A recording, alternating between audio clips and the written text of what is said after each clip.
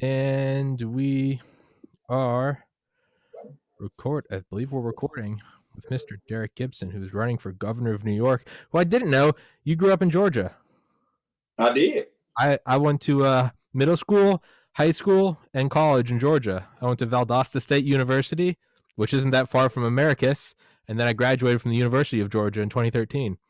Man, you're a tough guy, Valdosta. You went to high Yeah. school there, you was a tough guy. No. I did my first 2 years of college there. Oh, okay. I thought it was a high school in Valdosta. No, there is. No, I didn't go there. I went to high school in Atlanta. I went to St. Pius X Catholic High School in Atlanta. Oh, yeah, Uh, I know it. I yeah, know what that is. and I did 2 years at Valdosta, and then transferred out to the University of Georgia. And yeah, I was pre med there, and I got into medical school in Miami, but decided not to go. And then a lot of other stuff happened, and now I'm here. But Right, how right. about, how about you introduce yourself for everybody listening? It's called life. Well, Yeah, my name yeah. is Derek Gibson. I'm born New Yorker, but I was raised in Georgia. I'm from Jamaica, Queens, New York. And I am a criminal justice major, automotive technology all my life. I graduated from South Georgia Technical College in Americus, Georgia. That's where I got my automotive skills from. And I own several automotive repair shop, work for Chrysler. And now I am running for the governorship of the great state of New York. Well, it seems like Cuomo's going. It seems like he's nosediving into the ground. Yeah, Como is nosediving. In a way, I kind of feel sorry for the man. You know, I don't jump on anybody's downfall, Sure. but you definitely have to admit what your wrongdoings or your mistakes or whatever, and try to correct those things. But seem like Como don't want to own up to the nursing home debacle, several other things that is going on in the state of New York. Yeah, and it's we kind of have this weird contrast between these like hyper restrictive states like California and New York, and then we have Florida wide open, and then we have yesterday the governor of Texas saying that they're going to end the mask mandate and open up 100%. So there are these complete opposite polarities of how to deal with COVID, and it seems like the tide's turning for the end all the shutdowns and just let it run wild again, which is I agree with. Right, and we have to use common sense. Most of those states use common sense. They have common sense governors. I don't see that up north too regular. If the people have common sense, they don't display it like it should be displayed. So I congratulate them on opening up the state. It makes sense. Of course, we were all confused when it first came out. We didn't know what to do. This is new to us, so we did the best we could at the particular time, because I called from the first day to shut down the transportation, the MTA. So let's get above this, and it wasn't listened to. So we let it get out of control in the state of New York. But once we found out how to really deal with it, we should have opened the state back up and not shut it down. Yeah.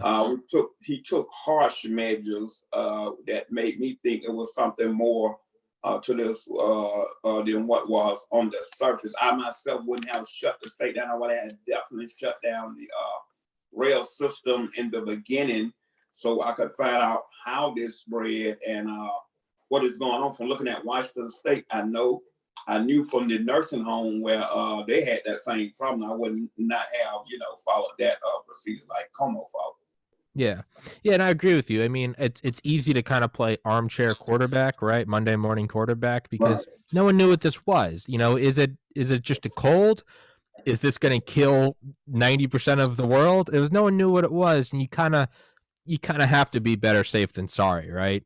Right. But at the same time, it's like, I mean, we're running on almost a year of lockdowns, and I mean, at a certain point, you have to start doing that kind of cold calculus that no one wants to do. But I mean, what are the pros versus the cons? How many people are dying for how many people are now impoverished? How many people are without work, unemployed, can't pay their bills? How many mental health, suicide, domestic abuse? How many things are going through the roof that far outweigh any negatives from COVID? I mean, and that doesn't mean COVID's not bad, but does everyone have to suffer now? So it's a hard question though, right?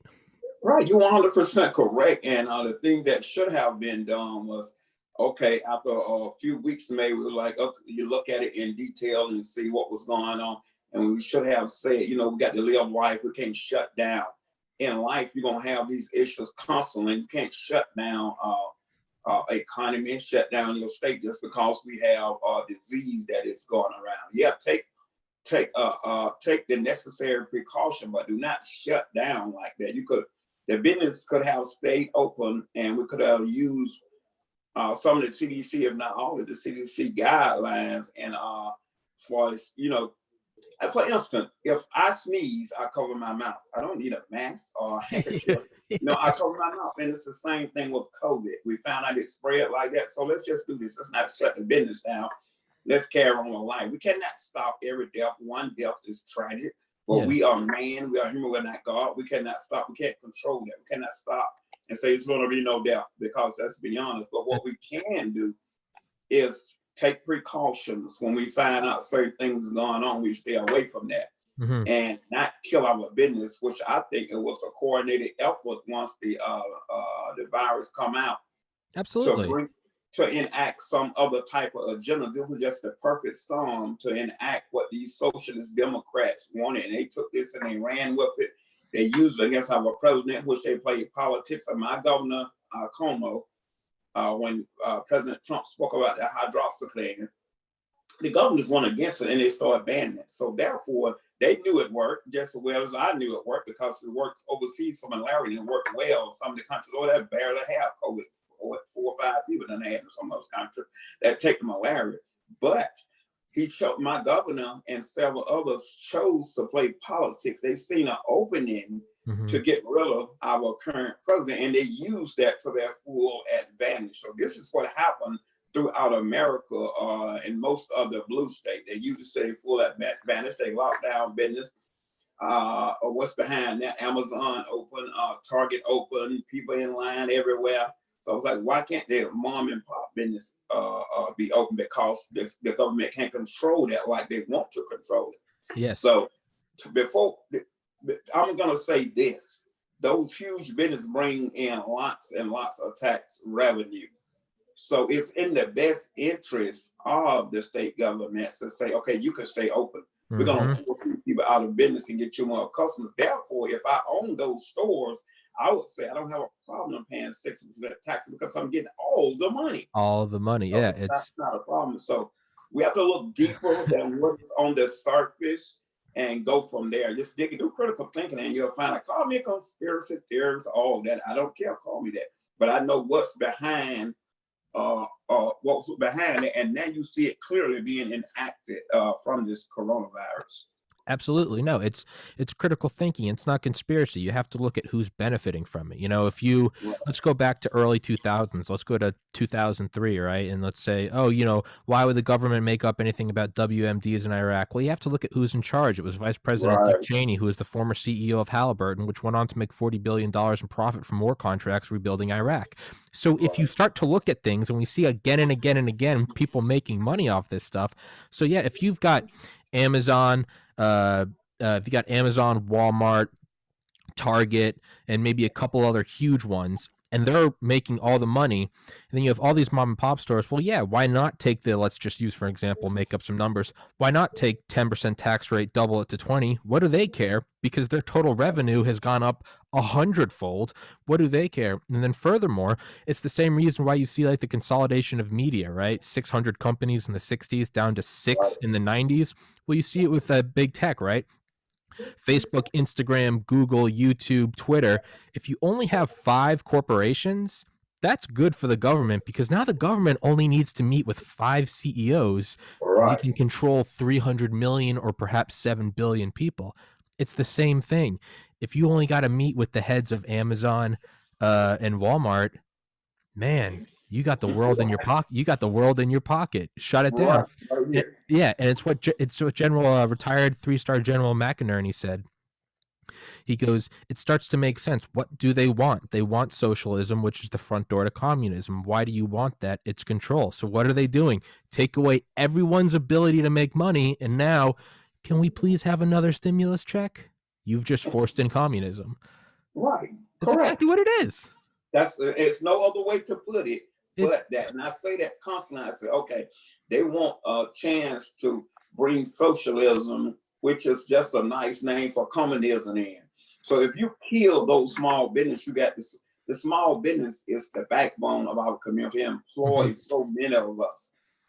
So if you can put all those people out of work, they got to depend on who? They got to depend on the government for their bread. Yep. And they know that they can control you. So if someone is giving you this and they feeding you, you're going to lean to them. You're going to lean to that side because they are feeding. You have no other way to feed yourself. So you got to look to the government. That is what's being done to us in America. And the average person don't seem like they see that, but that is what's going your $1,300, $2,000 check. The hell with it. Open the business up. Let me get a piece of the American dream, which they don't want me to have. I want a piece of the American dream. Keep your welfare.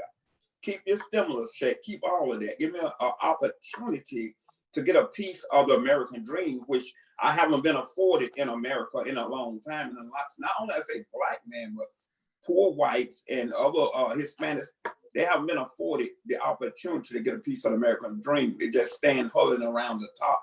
And that is not fair to our society, our American citizens. Yeah, right. It's, when people say, why do they think a $600 stimulus check is enough? Don't they know we need a $1,400 or a $2,000? And everyone's, it needs to be a bigger check. And it's like, just reopen the damn thing. Like, you can go get a minimum wage job and you can go work minimum wage for 20 hours a week and still pull in $20K. You can still pull in 10 times the stimulus check. Just open the damn thing up.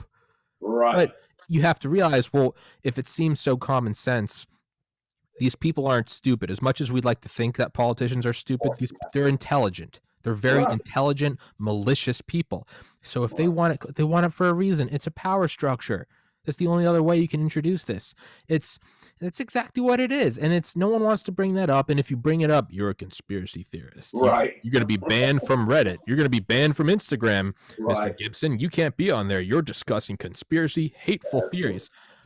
I got, starting on this past Saturday, the 27th of February, I got a 1-week suspension from YouTube for discussing the election. And I'm not even going to go into what I discuss for fear of being banned again. But you now have wrongthink, and I was told that was perpetuating hate speech. Well, who the hell is defining hate speech? Right. Is hate speech true hate speech, or does it have anything to do with the fact that I'm a white guy with an American flag and I like President Trump? Are you sure it has nothing to do with that? I don't know, man. That's why we need to get you in office, because excuse my French, but there's a little too much bullshit going on. Right, and I'm gonna give you this. I was in DC for event back in maybe October or something like that, and the reporter was talking about the Proud Boys or white supremacy. This was ABC or maybe it could have been NBC or one of them. So I walked up to them live and I flipped my wallet over and showed them the Proud Boy card. I said, do I look like a white supremacist to you? Because our pushes that constantly, I said, several blacks, it's a mixture of people that love America. We don't destroy things. We protect other people. We protect the rights of other people. We do not go out like Antifa and burn, destroy, and just, jump on people. Proud Boys don't do anything like that, but they paint Proud Boys around the world as a right-wing extremist white supremacist group. And it's definitely not that. It's not that at all. It's just that we love America. Yes, I'm a black nationalist. They say a nationalist means that you love your country. So then, so be it. I'm a black nationalist. Yeah, so I have nothing against a white nationalist. That's a person that loves their country. But you take these liberals, they spin everything and make it look the other way. But I'm that person to tell them in their face that you are wrong. I want to see you call me a racist for being a Proud Boy, a white supremacist. I want to see you challenge me with that on stage. That's what I want. Yeah. They're not gonna do that. Yeah. Hey, your video, you're back. Okay. Yeah. It's right. That's what they do, is they just label it. Why address the actual argument when you can just label it something and then negate it, right? Why counter my argument when you can just say, shut up, fascist, and then everyone screams, yes, queen, and it's like, wait, address my argument, and it doesn't matter. I mean, you can even look at the semantics, right? It's a page right out of 1984. If you riot for 100 straight days in Seattle or Portland, if you set up an autonomous zone, if you kill cops and burn down federal courthouses, what is it? It's a summer of love. Right. It's not domestic terror. if you gather in D.C. on January 6th, it's domestic terrorism, it's treason. Right. These men Right. need to be hung until they're dead. And it's like, and then you have people believing it. If you know, Right. you have to socially distance, right? If you go to a Trump rally, you're a super spreader. If you go Right. riot in the streets for 3 months straight, you're fighting for Like justice. BLM did. Like Exactly. BLM did. Not a word. Yeah. I didn't know this, but apparently COVID knows what is a just a protest and what doesn't. So the virus goes, "Oh, these guys are just. We won't pass on." But when they see a bunch of guys with Trump hats, the virus goes, "Now let's spread." I mean, Right. what? What? And they don't even bat an eye. You go protest, stunning and brave. You go to a Trump rally, you're killing my grandma. And Right. it's Well, our nation is sick. We booted guard out and we on our own, so the ship is reeling. Until we get back to our godly principles, the nation is going to continue to reel. It's no right way to do wrong. I tell people that all the time. Name a right way to do wrong. It's no right way to do wrong. So we got to get back to our basic principles. This nation was founded on God and biblical principles. We need to get it back there. We are too far away from that. So what I am doing as running for a grassroots campaign, running for governor, I'm going directly to a New York State citizen and I'm talking to them. I'm not going to a party head or whatever.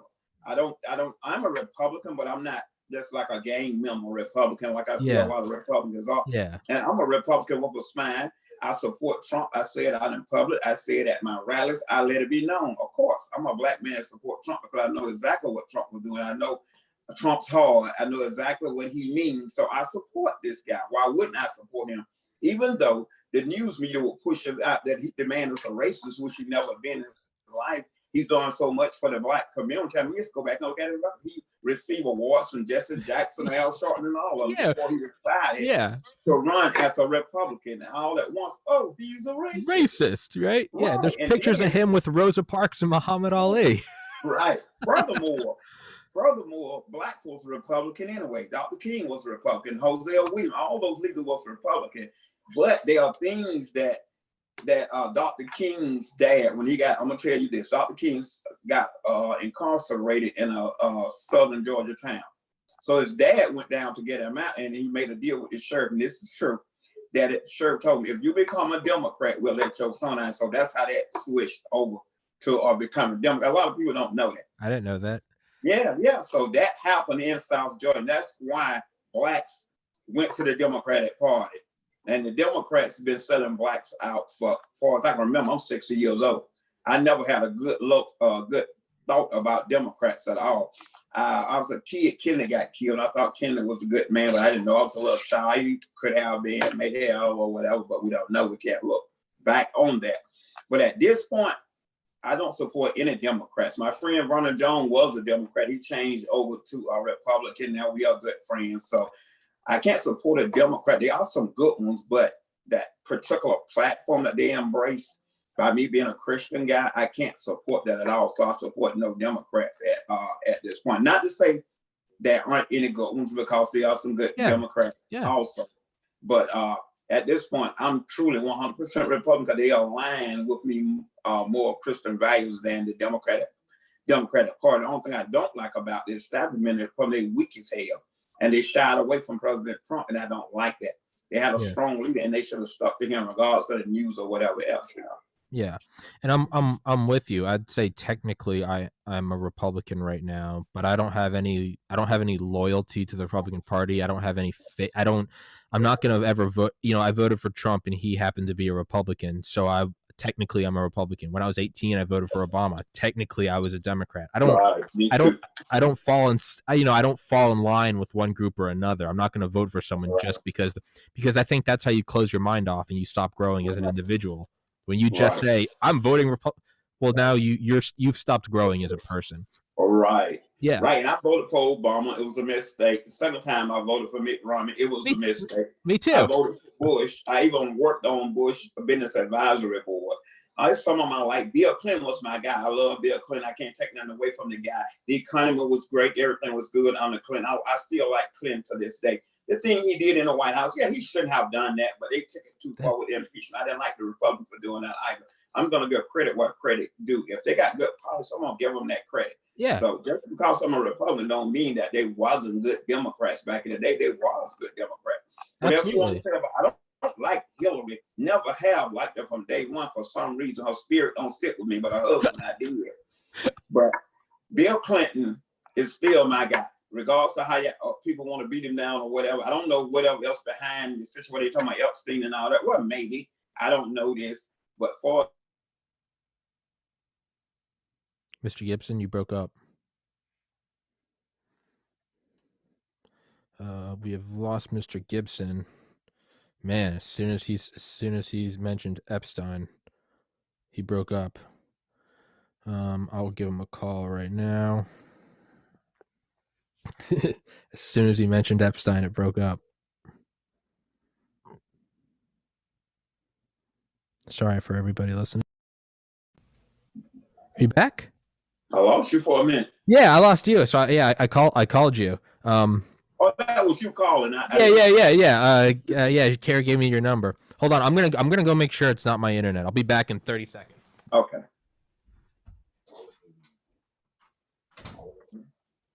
It was good.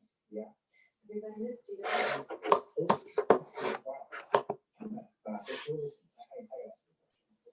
Do you remember the year before last for all those disasters? Disasters? Yeah. Yeah. The whole earthquake. You know the 1902 alone? And you know the 8.5 outside Boston, the whole East West tsunami thing? Yes, I remember I was down the latitudes.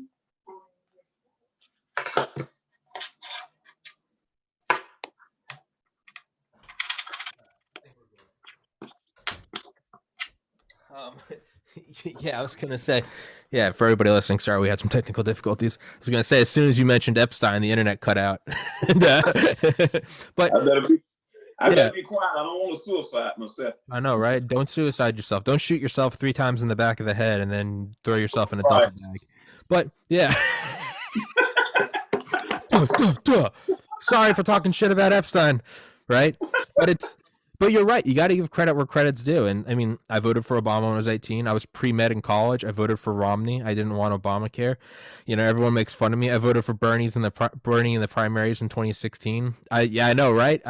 It's I lost a sibling to suicide in 2014, and at the time, so when I saw Bernie, I was very one-minded. I was like, I want healthcare for everyone. I voted for Trump in 2020. The point that I'm making is it's okay to change who you vote for. Forget what the party is. Vote for who you think is going to do the best. And we can always look back and I can say Obama was a mistake, Romney was a mistake, Bernie was a mistake. That just means you're growing. That means you're growing as a person. You don't want to and like you said, give credit where credit is due. Bill Clinton balanced the national budget. You don't have to like him. It's not good to get a blowjob in the Oval Office and lie about it, right? But that's not. I'm not voting for someone to be maritally sound. I don't care. I want someone that's going to go in and do the best job. I don't care that Trump had 3 wives. I don't care that Trump said grab him by the pussy. I don't care. Just like I don't care if Biden did. If there's evidence come out, okay, well then do it. But those aren't things to argue upon. But the importance is what we're seeing is it has now become normal. Well, not even normal. It has now become preferred and fashionable to hate America. If you put America first, you're a bad person. You know, when people, for instance, China, I read up on China all the time. In China, if you go to China and your company, you have to build a factory there. You can't use theirs, and you can only employ locals. And we all say that's bad.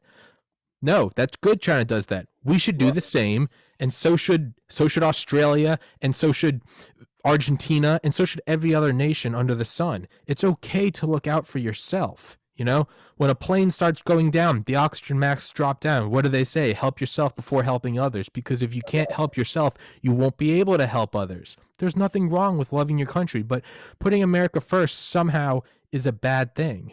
And that's what needs to stop. And Trump spearheaded that. And we had the biggest economic boom in years. And I think that's what you're trying to say is that's exactly what I'm saying. Yeah. is take the America First standpoint again. Right. Why not take care of home first? I listen to, well, we're going to bring X amount of people over to get these jobs. Why? When we have our citizens unemployed. First of all, make sure everybody that want a job that's American citizen have an opportunity to get that job before you go overseas bringing people in to work. That's why I don't like the work visa program. I don't like it need to be done away with. Yeah. The You're going to H-1B. bring people through the southern border. You're going to give them a card so they can work. You're taking jobs away from American citizens that could be working. You know what you're doing to American citizens? You are putting them in jail for running traffic lights, for all kind of minor things, instead of saying, here, you're going to take this job, you're going to work this job, and you're going to pay me X amount of dollars out of this job because you violated our law. But you got this job. I'm not going to send you to jail and mess you up so you have a record so you can't get a job. When you get out of jail, then you repeat the same thing again because you got to eat. You got to take care of your family. Yes. Understand that. So here's a job that you can get. You still going to pay this fine. I want you to pay this fine to the courts or wherever you pay the fines to.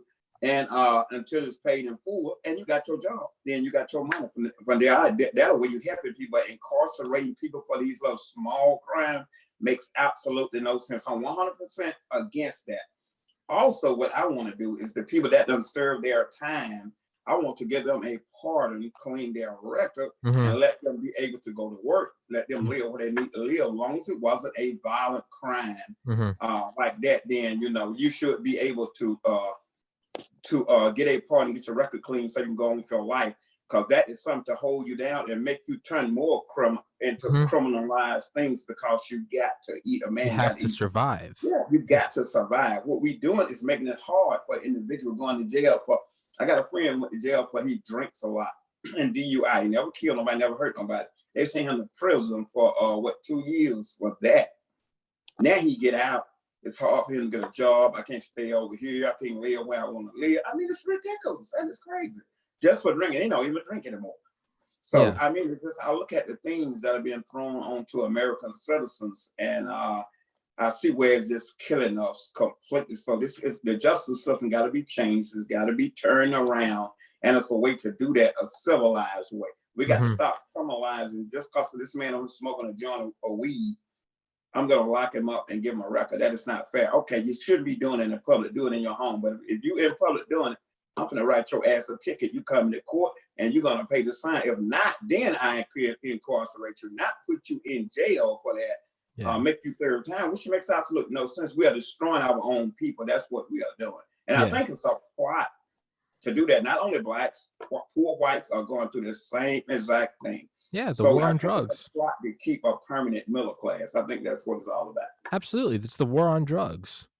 Right. That's what the war on drugs is. They realized that they couldn't jail people for being peaceful, or they couldn't jail people for being pro-black civil rights. So what did the Nixon administration say?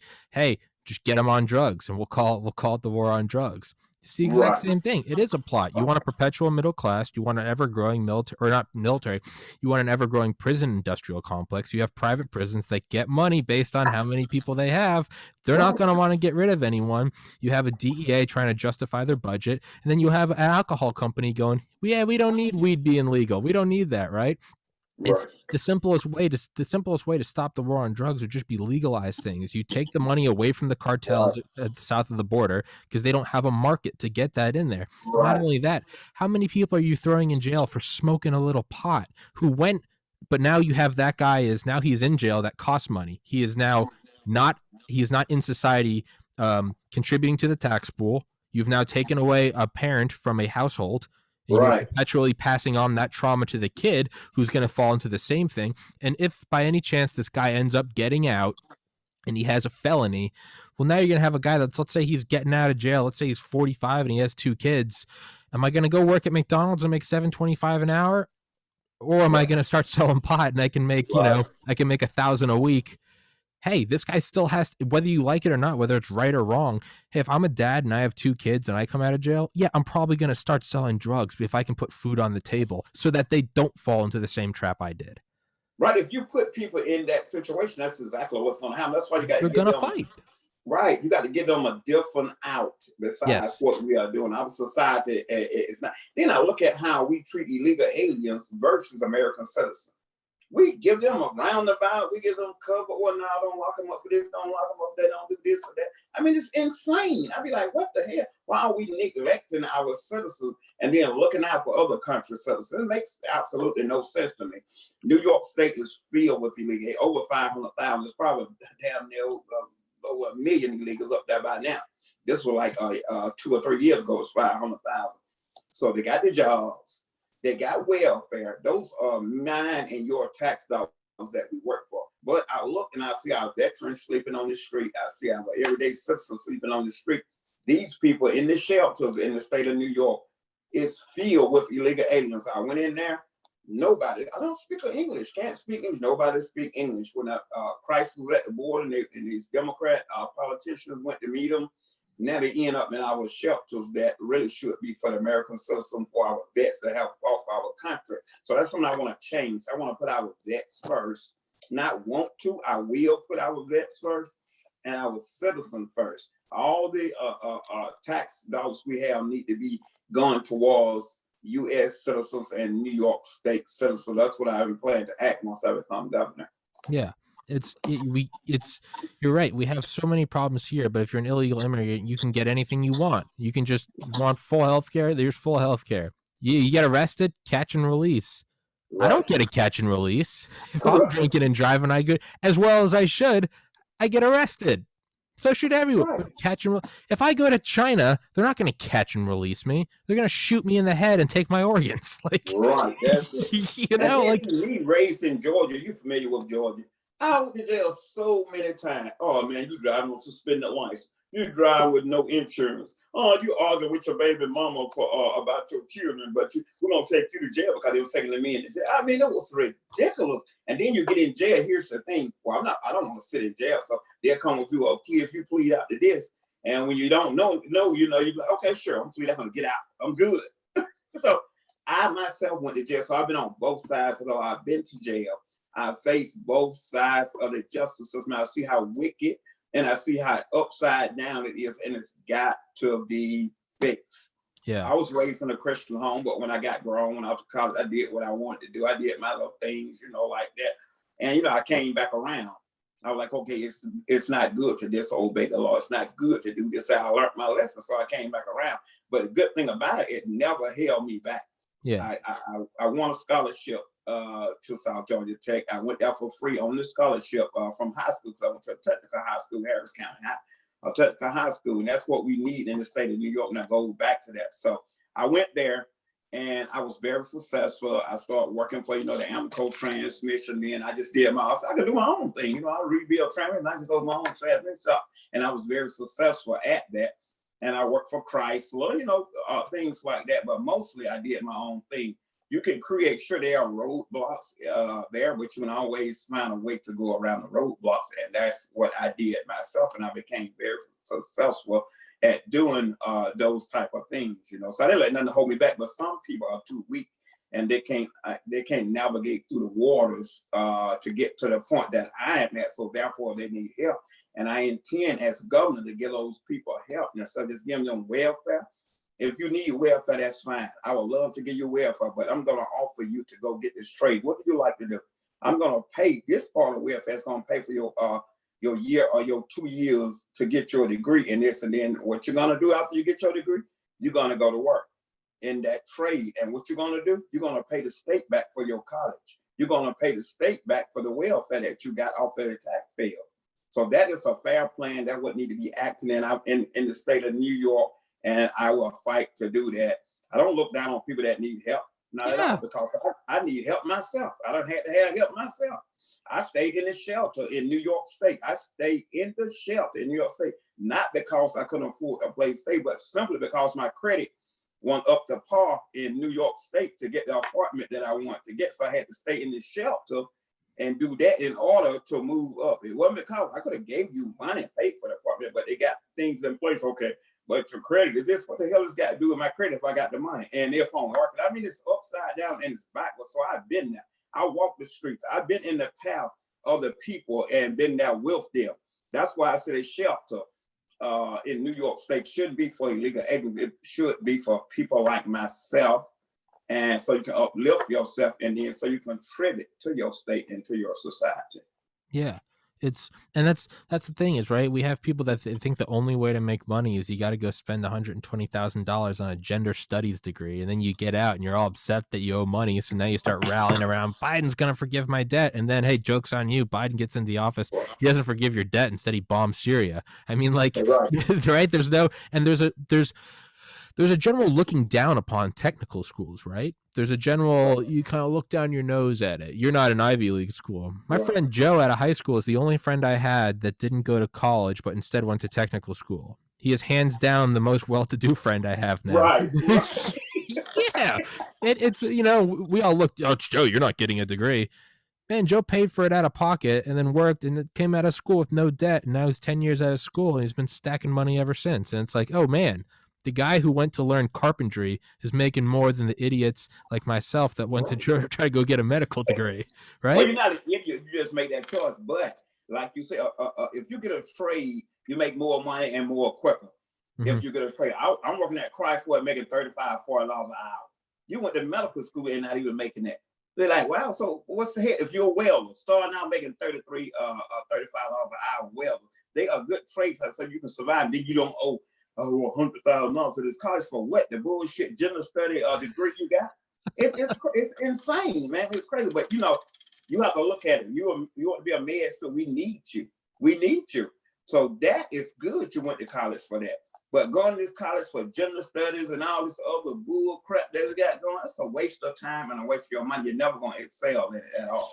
Yeah, and not only that, right? We see with We see with Chinese infiltration of academia in the United States with Confucius Institutes. They have ways to push their own propaganda. This isn't a conspiracy. This is declassified things that Trump banned Confucius Institutes in the United States, which immediately were reopened by Biden as soon as he got in. Brigadier General Robert Spalding, who was in Obama's National Security Council, now works at the Hudson Institute. He wrote the book Stealth War, and it's about China's war on the United States that no one is aware of. I had him on this podcast, episode 161, talks about the same thing. China is seeping through our academic associations. That's how they brainwash you. That's how they infiltrate the minds. And then you have a bunch of kids going out and screaming America's bad because they've been turned. You can't do that at a trade school. You can't get in. You can't slip in Marxism to how to turn on an acetylene torch and weld. I would like to see that. You can't slip in the Great Leap Forward or or Mao Zedong's teachings when it's like, no, you got to learn how to turn on the oxygen torch. Right. And China uses a lot of tactics. China studies us, and they might see Black Lives Matter doing this. So okay, I'm gonna get with Black Lives Matter. We're gonna push this so we can get our agenda. And BLM not knowing that what the hell is going on. They think, oh, they love us, and like they don't love you. They hate you. They don't love you. You're a pawn. They see an opening to get their agenda across. And that's what people need to realize. China is really bad. It is terrible. Yeah. I was looking at the way they do the Muslim community, putting them in camps. I mean, that's not the Uyghur Muslims. Like that. That is not good. Yeah, Uyghur Muslims, 2 million Uyghur Muslims in concentration camps. Right, it's crazy, man. It's crazy, and it makes absolutely no sense. And then seems like America is scared to push back against China. I spoke to one of Como's aides a while back. It may have been a year ago when I first said I was going to seek the governorship. He said, "You speak calling that China virus, and our economy in New York State is based on China 85%." I said, "I don't give a damn." Excuse my French, but I said, "I don't give a damn. If it came from China, it came from China. They're like Spanish flu and all the other things that we label." I said, "I don't care." I said, "We don't really need China." I said, "We're so greedy. The top is so greedy that they want China because they're getting cheap goods because China is using real cheap labor to make these goods. Therefore, kicking our state citizens out of money and out of jobs." So I said, "I don't care nothing about that. The virus came from China. That's where it came from, regardless. Let China pull away from us. We have enough goods in America to run our state per America. We don't need China to do that." But these people are so weak and so brainwashed into, I better not say this, I better not say this because of China. I mean, that's got to change. It absolutely does. I mean, yeah, when people say that calling it the Chinese flu is racist, where's the West Nile virus from? Right. There's nothing to do with racism. It's just what it is. I was born in New Hampshire. If you call me a New Hampshire guy, that's just where I'm from. It's what it is. It doesn't matter. It's right. It's right. And not only that, right. And just kind of on a side note, right. We have the Biden administration funding the Wuhan Institute of Virology until 2025. That's a little weird. That's a little odd. Right. But we see these huge corporations. They want Chinese labor because China they don't have human rights. You're not allowed to do anything there. So I mean, you can outsource your work to China. They can do it for a step above slave labor, right? Apple with the Foxconn, what are they called? Yeah, the Fox, the assembly centers in China. They can do that for cheap goods, and then they bring it back here. And it's what Steve Bannon said, I believe, in 2016. You have illiterate Chinese slaves assembling gadgets to be sold to unemployed Americans who are getting their cash from welfare checks, borrowing the money from China. Right. It's a big circle. It's a big circle. Bingo. Yeah. And it's not only that, China has closed a $1 trillion gap in economic size since the outbreak of the Chinese virus.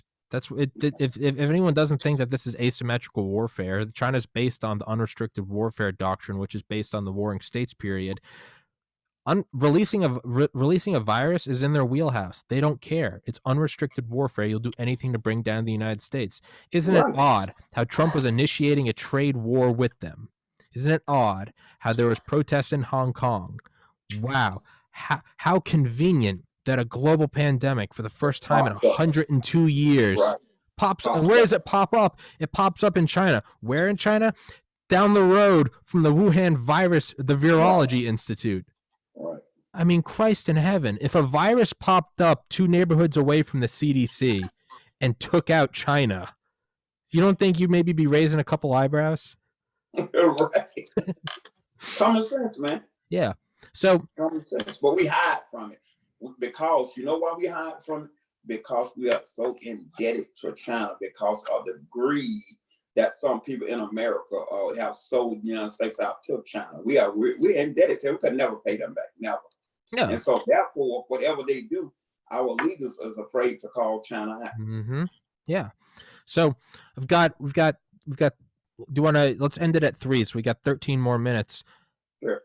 I want to hear. So enough of questions from me. What is most important to you for running for governorship? And I don't mean that in some cheesy canned question, what's important. No, I mean just like real talk. Like, so we talked about the prison industrial complex. We talked about the Wuhan virus. We talked about hating America, bringing in communism through a pandemic. What are some real things? And again, not the canned answers. I want to make New York strong. Like anything that any politician can say. What's like the real? What are you going to say to talk to the New York people right now? What do you have to say to them just from the heart?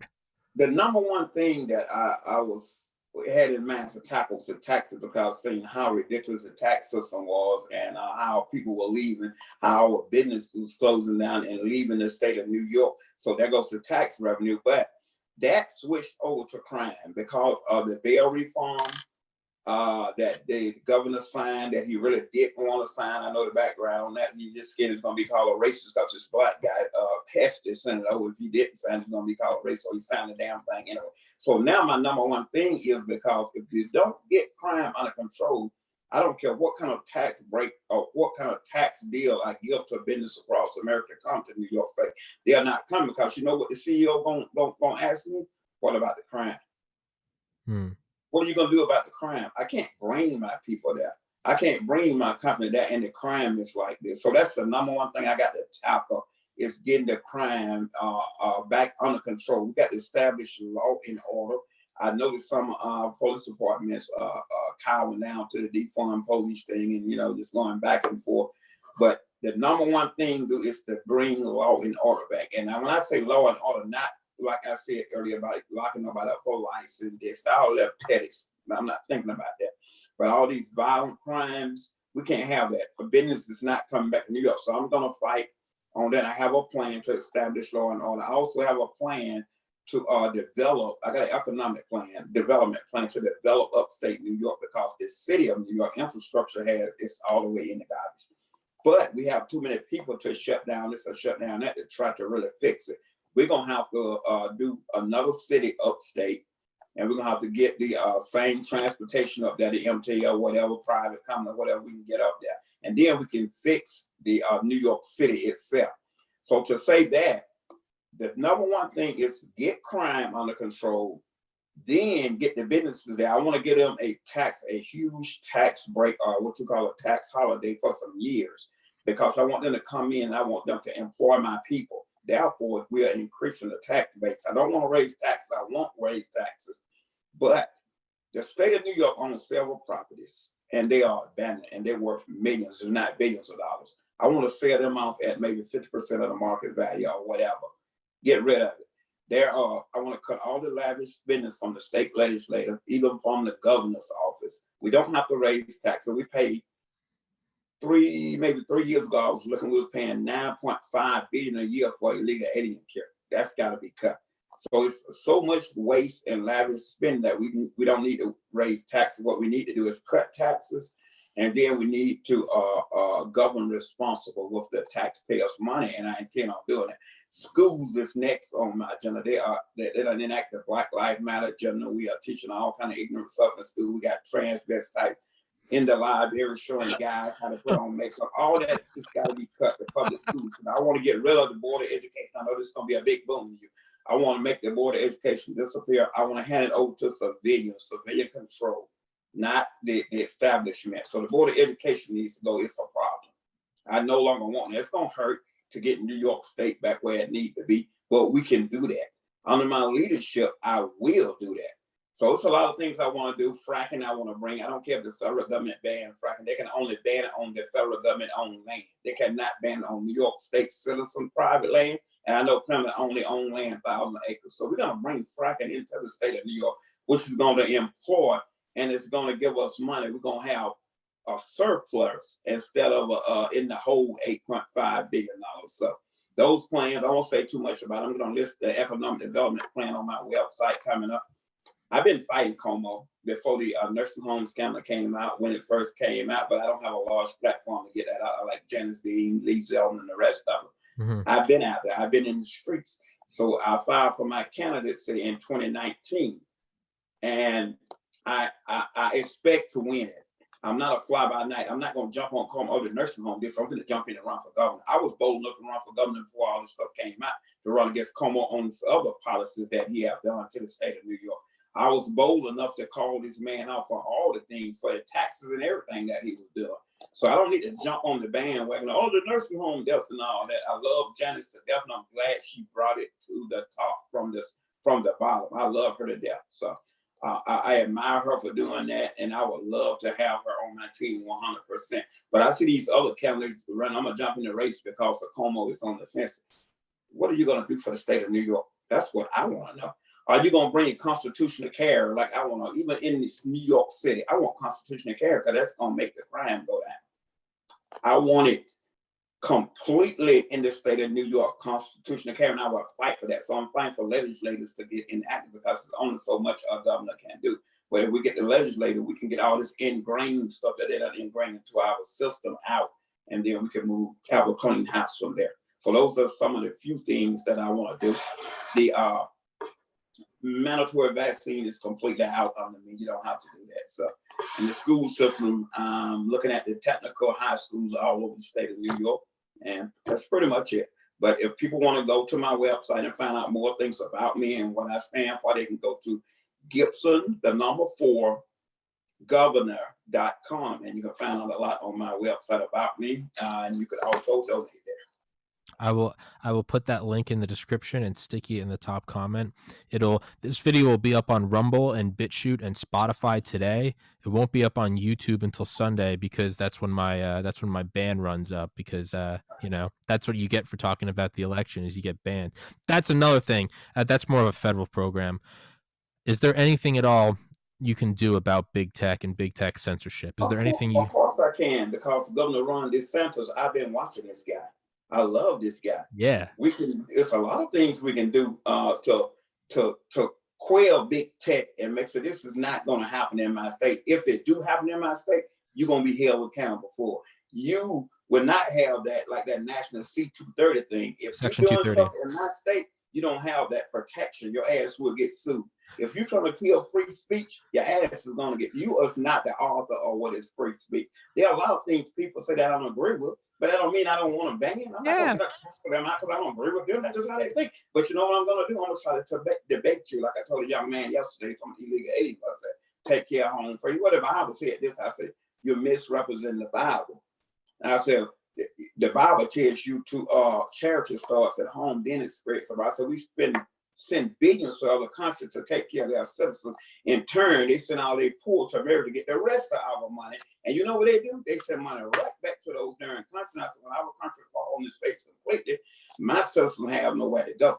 We can't run there, but they can always leave and go where they don't send all their money or where their country where they came from. So therefore, I choose to fight for my country and stop all the nonsense that is going on. I love America. I'm a black man. I was born here.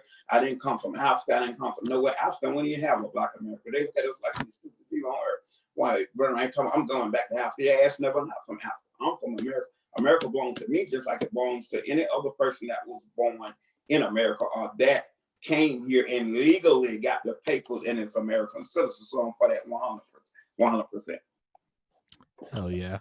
He's got me all excited. I don't even live in New York, and now I'm excited. Well, you might want to move there once I might.